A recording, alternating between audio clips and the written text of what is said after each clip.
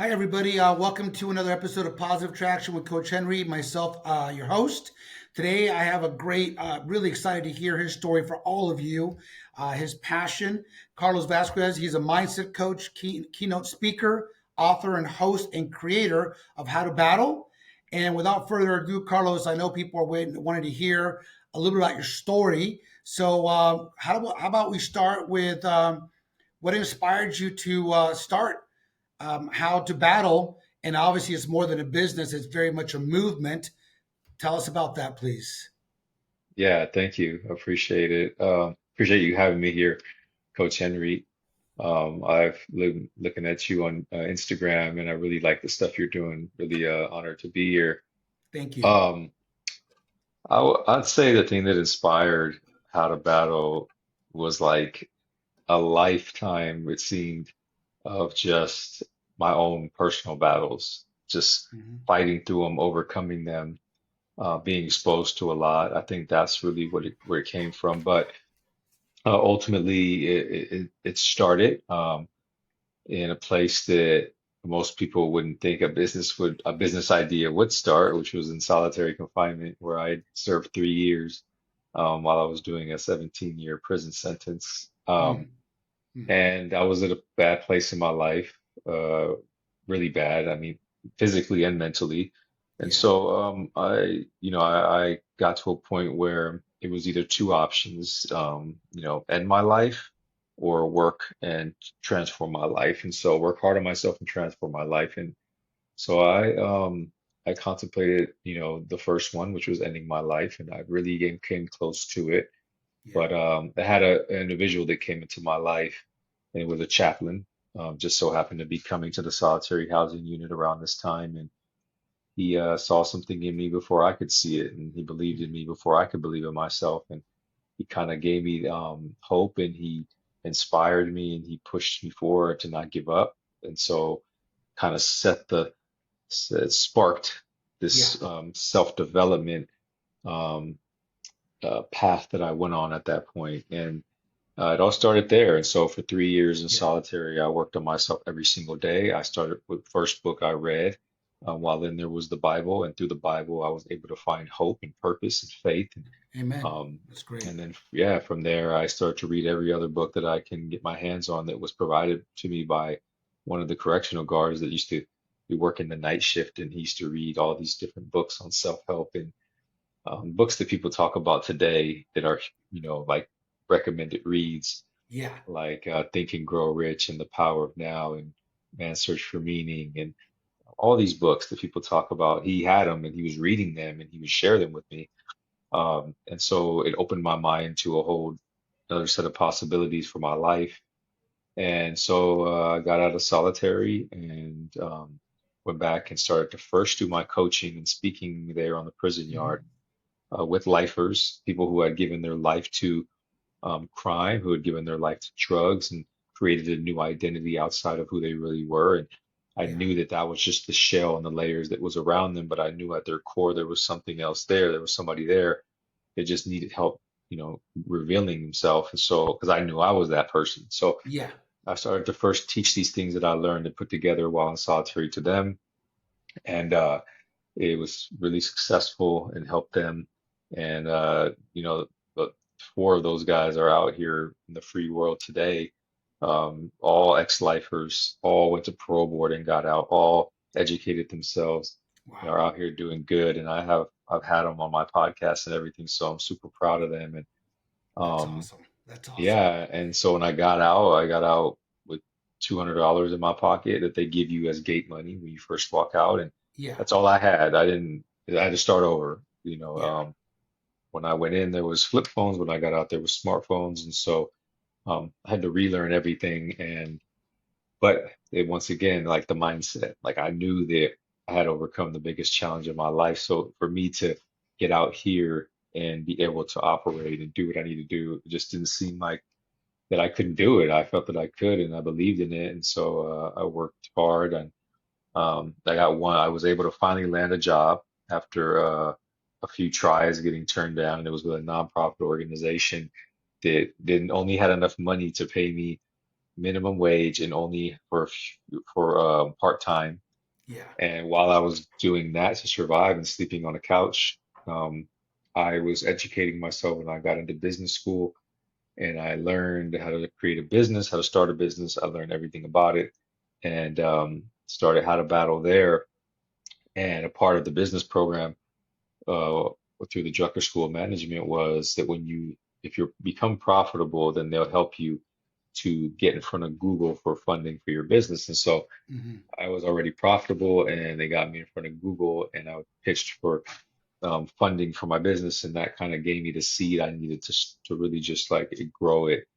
And I've been doing that ever since. And so that was the birth of How to Battle, and just been, by the way, I just been out 3 years. June was 3 years after doing 17 years. Yeah. And Congrats on that. yeah, thank you. And so just like, just extremely grateful Absolutely. every single day and for just to be, where I'm at and just have life and all these things I have, but also to have created something that's literally changing people's lives and in some way creating better impact in this world. Well, Carlos, you shared a lot of things, and I'm I'm really listening carefully because obviously, like anything, we prepare questions and try to get to understand. And the people that listen to my podcast, my ultimate goal with this platform is for people to listen to resonate with something. Some might resonate with you, some might resonate with others. Single moms, divorced mom, right? Everybody has something that resonates with them. But the common denominator for me is that we all have a story. Some are definitely worse than others. But as I'm listening to you, I think for me, one thing I'm grateful for you is that God saved you and you're out. So I'm thankful for that, truly. Because, see, there's a song, and you might have heard it, and it's by Terrell. I always mess up his name, and I apologize to Torrin Wells, but it's a great song. And it said basically what the enemy, the devil, wanted to destroy, God is going to glorify, right? And you think about you thought about ending your life. Uh, who wouldn't at that point of life? Plus all the things that you've been through, what you've seen. I think people can't even fathom what you might have seen in your life. Not only did you come out to do good, you're on fire to do great, and I have some questions on that. But I want to bring it back to in prison when you're talking to this chaplain. Something in this chaplain made him want to choose, right, to go to prisons and jails and do his work, right, because not everybody has the same heart. But what was one of the challenges that you felt, and what helped you get through in so now that you feel like, hey, hope's starting to come, you read the Bible, you're reading it, you're now in prison talking to others about something that you're excited about. I know not everyone just opened up with arms and go, "Oh my gosh, Carlos, it's amazing." I know there was some kind of resistance, possibly, or challenges. Can you bring us to that moment when you're feeling better, but how did others initially in prison receive you when you're starting to try to better yourself? Yeah, good question. Um, I think what it really was just people that knew who I used to be and saw this new me.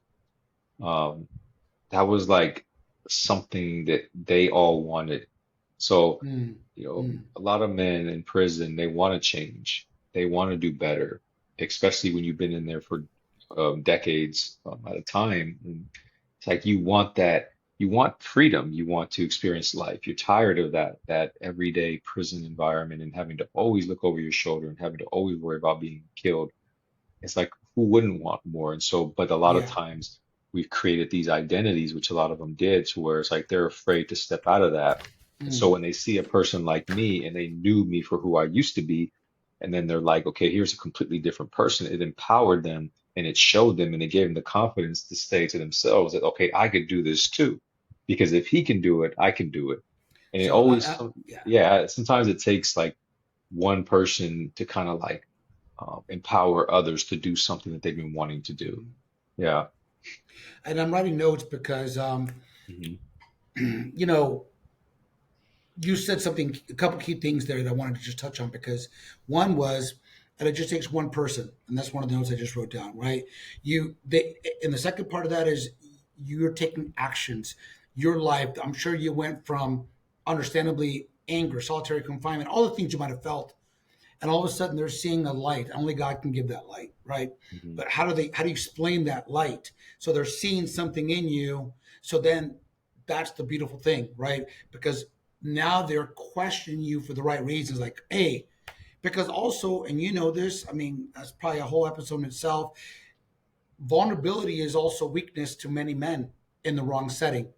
Mhm. Vulnerability to the right men is confidence, but you are in prison, lifers, people that are not going to just receive you and go, hey, Carlos is doing better, man. Hey, kudos to you.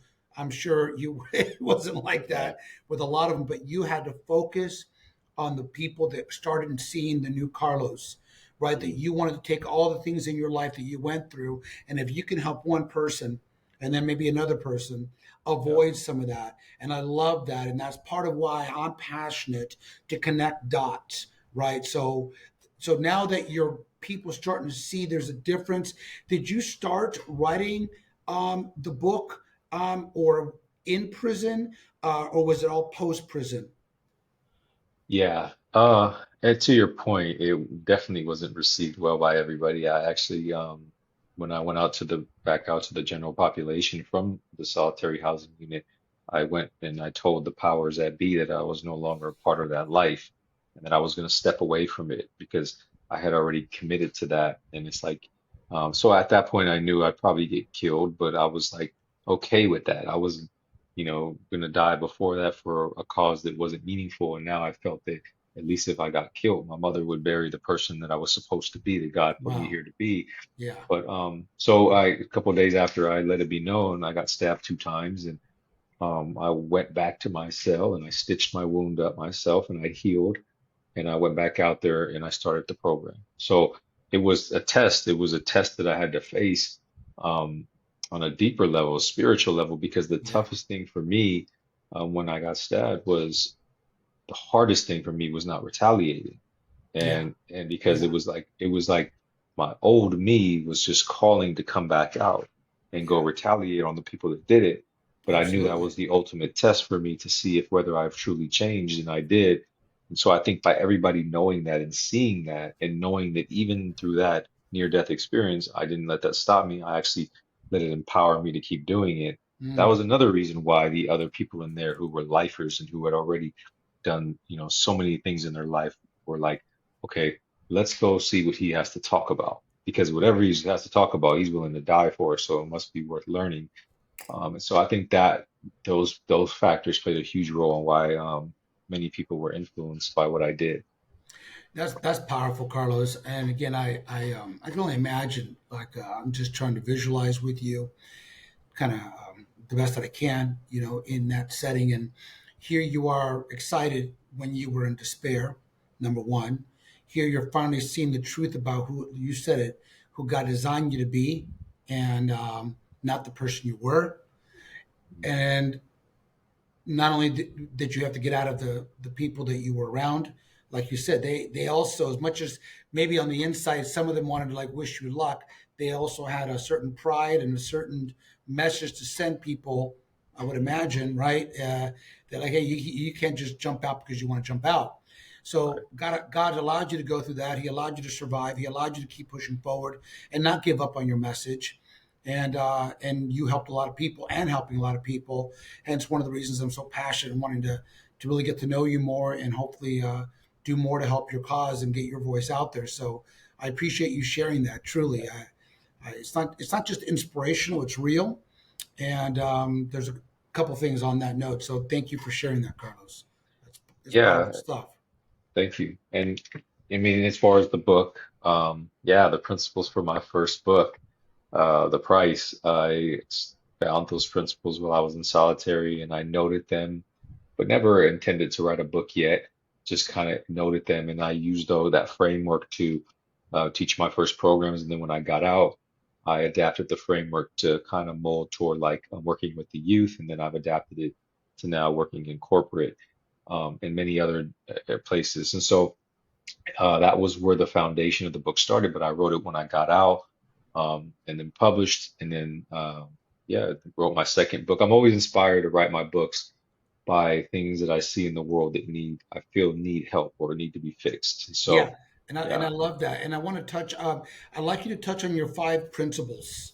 Mhm. I know there's a lot of good things in the book, but I think if you can maybe just touch on the five key principles that you said again, those developed through your time in prison. You came out, you realized like there's a lot of gaps. Mhm. So can you just touch on those five key principles that I think are a big part of who you are?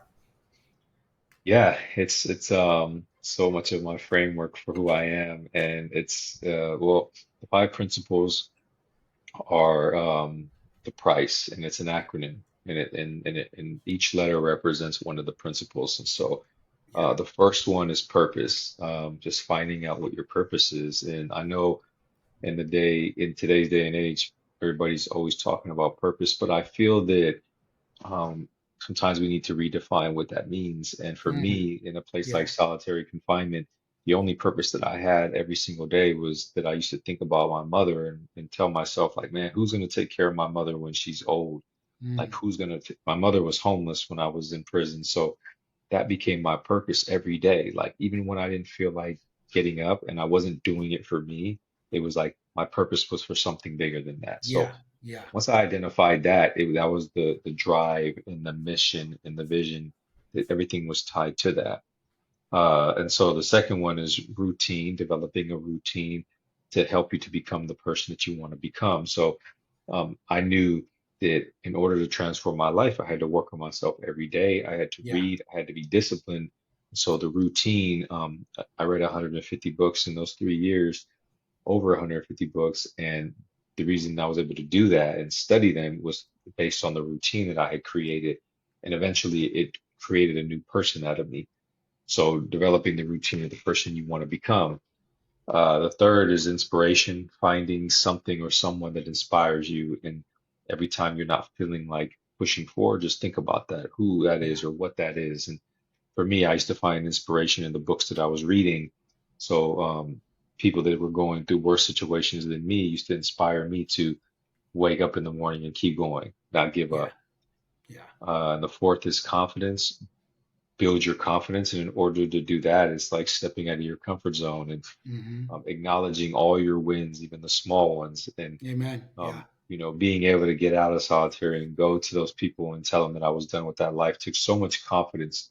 Yeah. But after I did that, it just made me more and more and more um, just willing to pursue what I wanted to pursue, whatever, however Absolutely. big, my mom.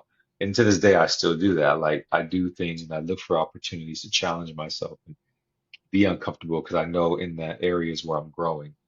And then lastly is being a lifelong learner, education is such a key thing.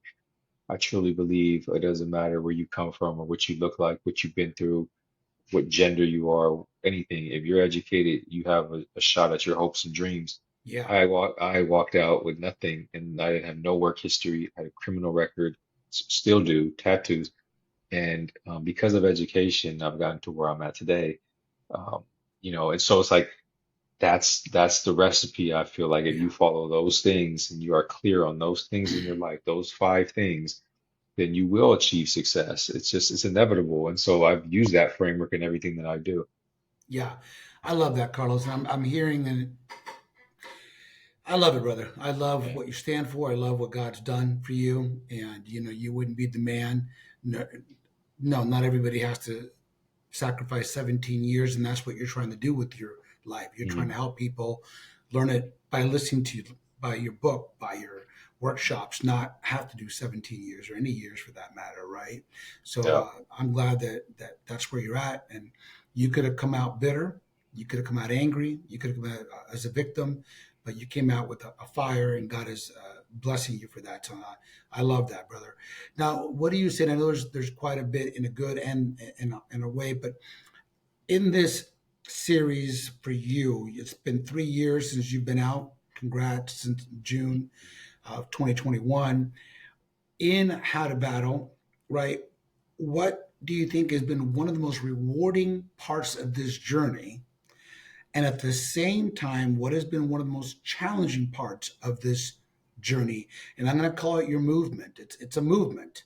It's a Hmm. passion. It's your calling. It's your purpose. Yeah. So, what do you think? And I know there's a lot in both that you can summarize has been the most challenging on this and rewarding. Yeah. I think the most challenging thing for me is just myself getting out of my own head and me, Mm, being able to conquer those limiting beliefs and the self-doubt that I still experience and the imposter syndrome that, I feel like I'm not worthy. It's just me. It's me yeah, versus me. And I feel that yeah, it's always been that way. Like I think I'm always my biggest challenge. And mm, uh, as long as I can overcome myself and my own self-doubts, then it'll be okay. And I think since that's always been the biggest challenge, because other than that, um, I truly don't feel like nothing's going to get in my way from accomplishing my goals. But even if it's somebody else doing something to me, it's like I still have the power to respond to that however I want to yeah, respond. And that's yeah, going to determine whether I am successful or not. So that's one. And as far as the most rewarding thing, I mean, is just the people that I meet that come up to me and tell me that I've sparked something in them, that I've given them hope, yeah, that my work has in some way made them a better person, that they see me and they know my experiences and my story, and they feel like there's something greater for them. And so it's like just getting those letters, getting that feedback, getting those messages. After my talks and trainings, getting those people that come up to me and say something like, you know, at a corporate event where there's 500 people and I speak about God, and a few people come up to me and say, "Man, thank you for talking about, how God impacted your life, because in our environment, we really don't talk about God around here because it's not something that we're allowed to do." So to yeah, hear you get up on stage and speak to us all and talk about how God played such a huge role in your life is so like just powerful. And so I'm yeah. like, yeah, like those moments are the most rewarding, knowing that people are getting something that they typically probably wouldn't have got, or Mm-hmm, that they mm-hmm. needed. And just me sharing my message and what I feel God's put me here to do and be able to do that is super rewarding. I love that. I love that, and that's Hmm. I love hearing your answers. Obviously, they're your answers, but I love it. I was hoping I was right, and I was right that the rewarding part is it, right? It's one Hmm. person. You know, the chaplain. How many Yeah. times that people turn him away? How many times people say, "I'm not ready. I don't want to." Hmm. But I would imagine he kept going every day or every week or however long his schedule was, Yeah. right, or is. Same with you. You know, you are going to continue sharing your message, and sometimes people walk away going, "Yeah, okay, whatever." Or most importantly, you're focusing on the people who go, "Hey, I needed that," and again, I commend you on that. So thank you for sharing that. Now, your new book, Warrior in the Garden. Number one, I love that title, and I believe very much in that. There is an old cliche quote I used to read all the time that said, you don't worry about the gardens, you worry about being the warrior. No matter what garden you're in, you're going to be a warrior. Doesn't matter what. So I love that, and that's how I look at life too, Carlos. I personally, there's a great image. I'll have to text you. I know you'd Hmm. appreciate it. It was a gift of a warrior bowing down on one knee, humbling his head just gently down before God, right? And Hmm. just a beautiful. And that's how I look every day. I get up and I take a knee, and just give it to God. Say, okay, Lord, there's going to be good days and bad days, but when you have God's joy, truly, the rest is just bonus. You've already experienced probably some such horrific things, and the key is not to stay there, but to come from that place of gratitude. And you started off our talk today by a place Yeah. of gratitude. So again, I commend you on that. Can you tell me a little bit about your new book? Yeah. My new book is it's I'm very proud of it because I've seen myself grow through it, and other people that have read it have read my first one, my second one, and they tell me like, man, like it's exciting to see how much you've improved as a writer. And as long as I'm growing and improving, it always makes me happy. So, Yeah, but the book was inspired for me to create by the men that I had encountered when I first got out. So I became a man in prison. I went in when I was 19 years old, and you in prison, you go in, you have to become a man really quick. So you need to learn what that means. And in prison, you're taught what it means to be a man by other men, usually men who are like have the warrior mentality. And prison is kind of a lot of like the military, and you're very structured, and you have to always be on guard. You're pretty much in the midst of a war at all times in some way. And even during peace times, you're amongst like enemies. So it's like, like you're in wartime no matter what. Yeah. But so the mentality is that of a warrior. So you adopt these ways and these rules. And so I became that in there. And then when I got out, I realized, some of those ways that I had adopted as a man in prison, I don't need to, be that way out here. This is a Yeah. different world. So I got out and I started to learn from other men who I respected and admired and who became my mentors, men that were highly successful in business and other areas of life, but also men who just had great wisdom. And I realized after a couple years, there was some commonality in the great men that I met in prison. The great men meaning those who like steered me and taught me the things I needed in order to survive that world, and the men out here. There was some Yeah. common rules, and so in the book I talk about how I learned these rules in prison, but how when I got out, I realized that a successful man out here utilizes the same rules, Mm. and and so I tie in what those rules are, why they're important, why I feel every man should embody those rules, Yeah.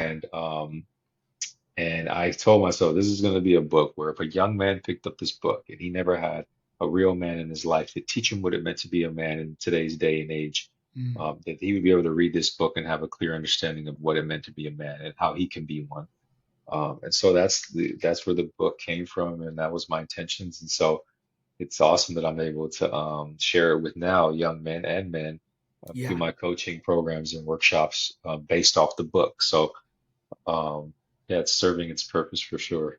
That's awesome, Yeah. Carlos. I love it. I love also seeing the joy in your face when you talk about it. Yeah. Because again, I cannot. I will send you that song, and I think you really like it because in my challenges, that song reminds me and keeps me strong when I think Mm. like you want to give up or you're not worthy or the lies that you like you said that you All right. battle, right? So I love that. Well, here's another good question. I think is you're speaking from foster homes to corporate events now. Mhm. What is your theme, and does it or how does it adapt to each group, right? Because, like I'm sure you can attest, a good fighter physically in art in a professional sport, you adjust to your audience to a certain degree, not your values or your but delivery, right? You Yeah. adjust because you also want your message to be heard. And someone that has a corporate job that never even been to a jail cell or visited is Right. how they're going to relate compared to a foster kid that is already off to kind of a harder start. So what is your theme and how do you adjust for those vast changes? Yeah. It is like you're right. It is kind of like an art.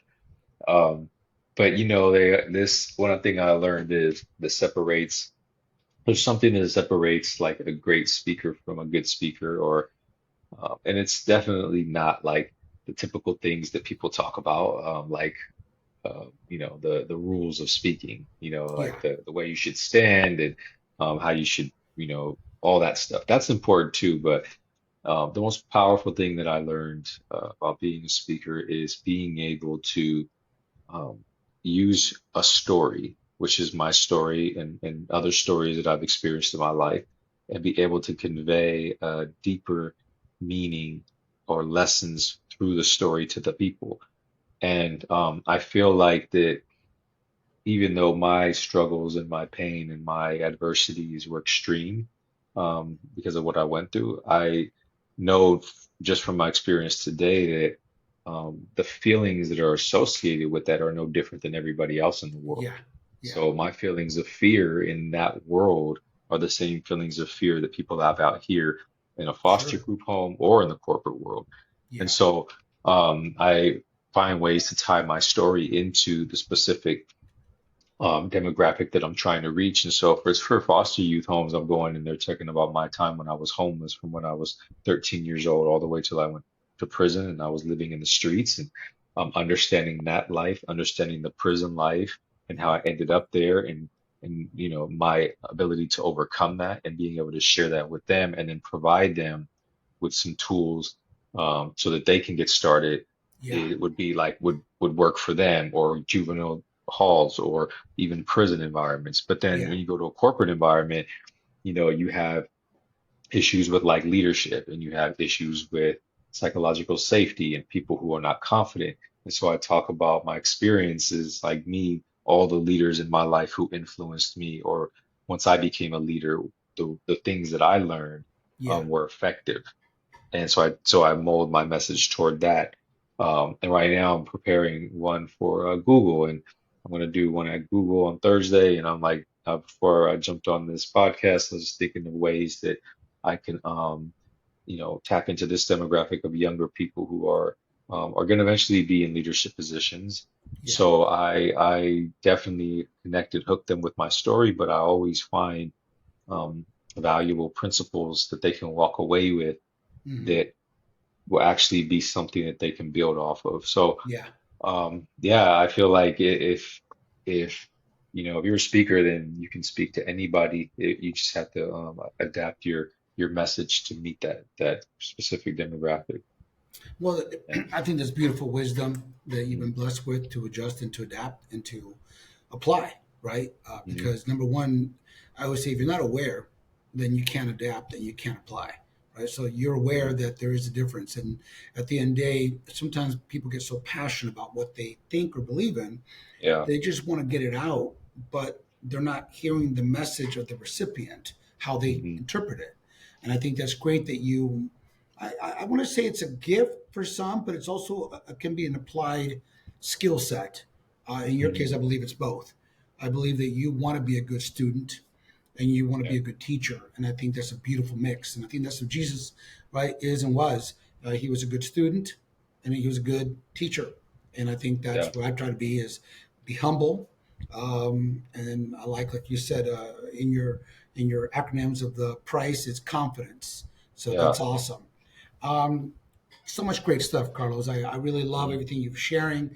Can Thank you you. tell me now? You're welcome. What is something since you've been out on this journey now, so that in your personal growth in this experience, right? Because again, I can only imagine you're you're out. You got through getting out. So it wasn't just that. Like we talked about is getting stabbed, leaving.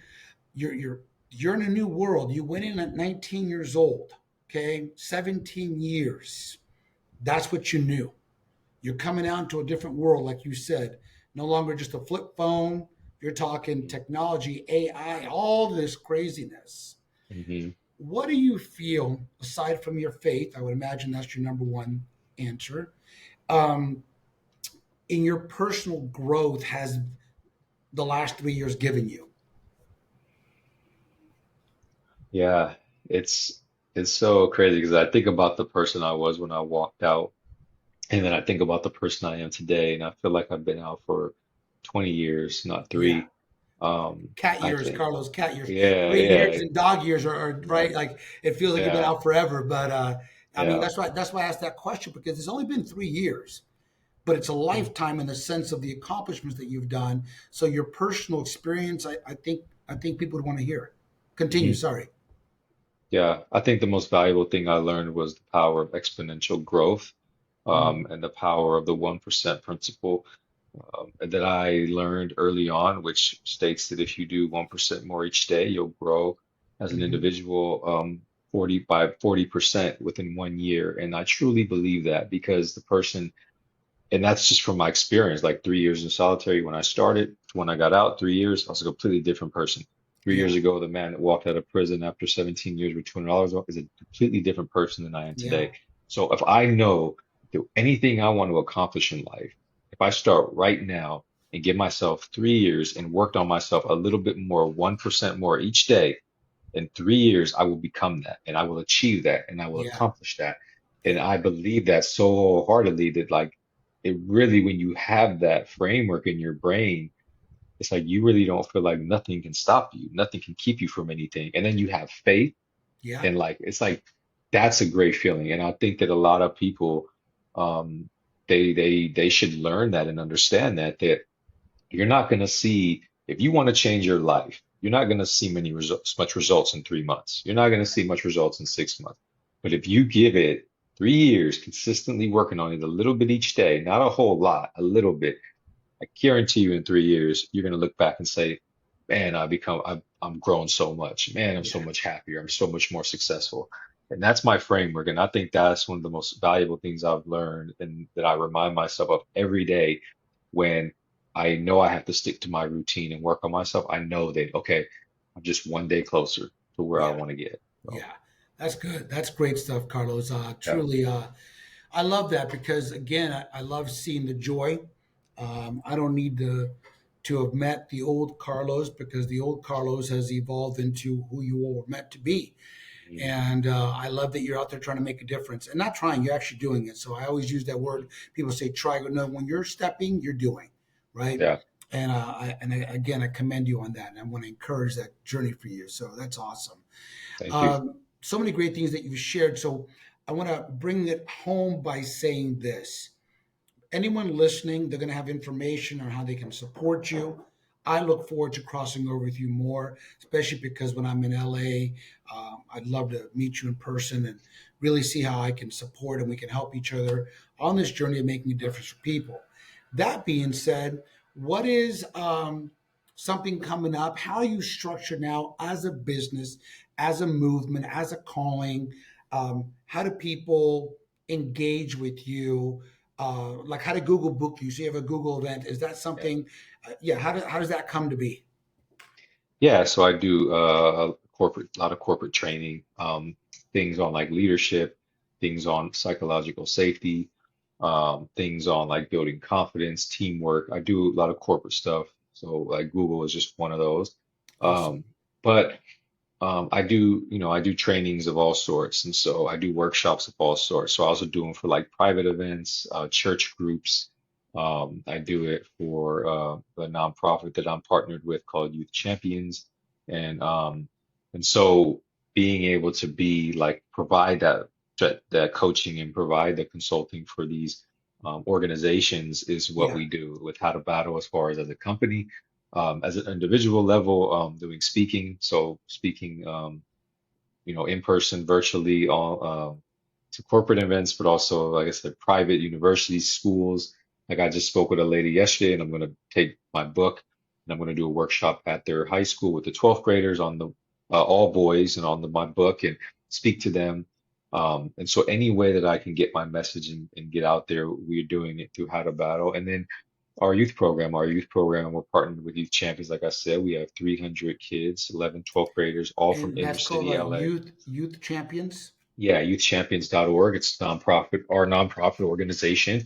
Okay. And How to Battle is partnered with them. And what we do at How to Battle is we train the facilitators. So there's facilitators that actually coach the kids online, Hmm.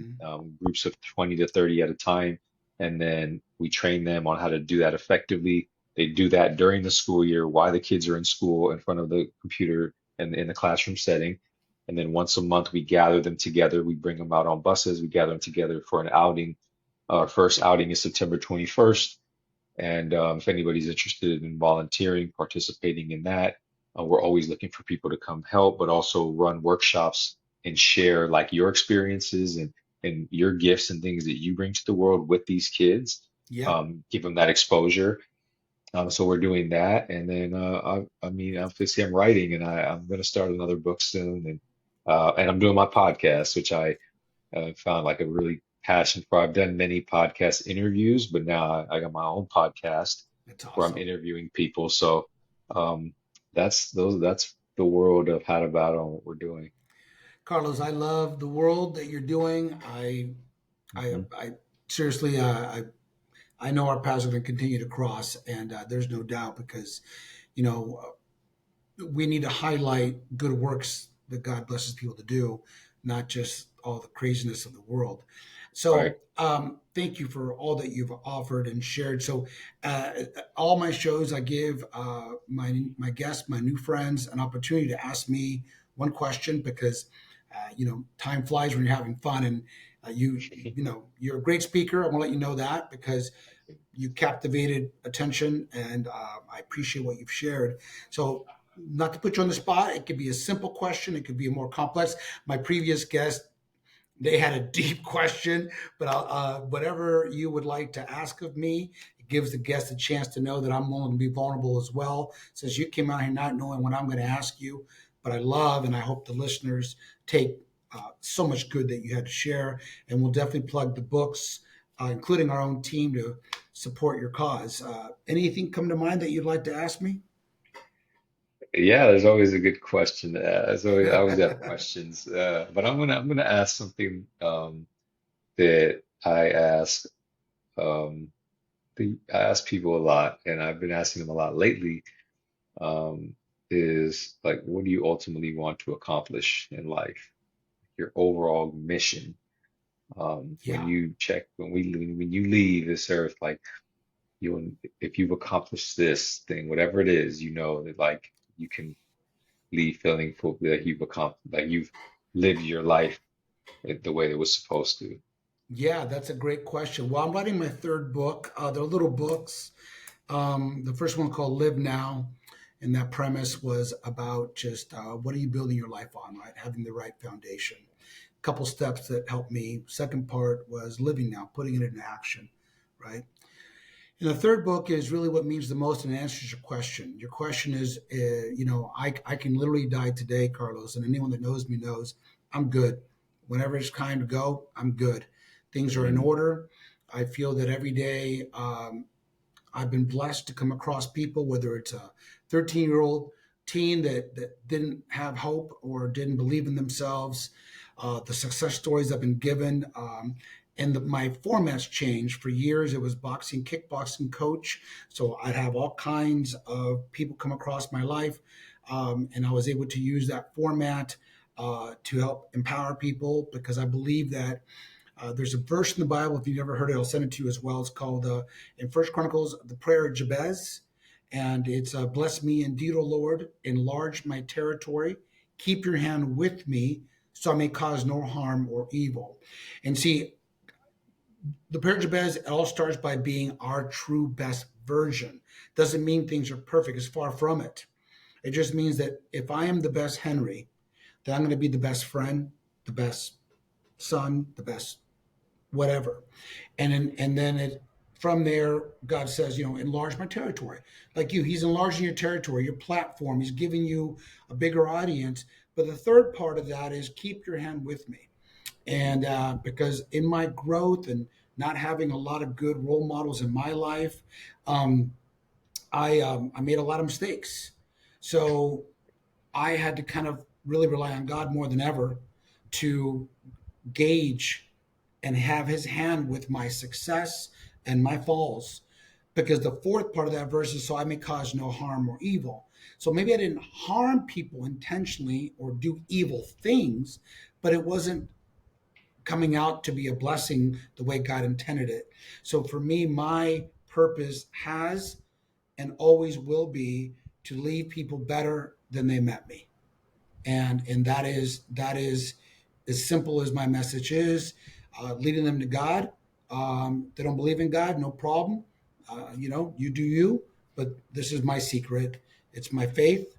And then if I'm blessed to be using your language in a corporate setting or on the supporting some big fancy, charity event, or mhm.